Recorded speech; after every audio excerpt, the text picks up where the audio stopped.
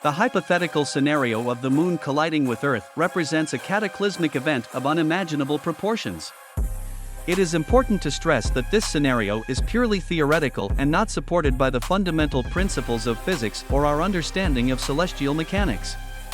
The Moon's stable orbit around Earth is governed by the force of gravity, and a collision of this nature would necessitate an extraordinary and implausible alteration of these natural laws. However, in this imagined scenario, the consequences would be nothing short of apocalyptic.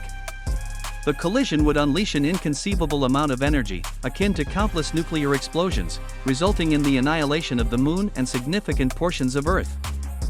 This impact would lead to widespread devastation, including earthquakes, volcanic eruptions, and massive fires, followed by a catastrophic atmospheric disruption and the generation of colossal tsunamis.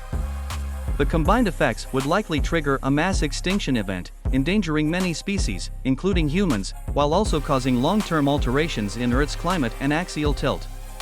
Yet, it is essential to remember that such a collision is purely speculative and not a genuine threat based on our current scientific knowledge.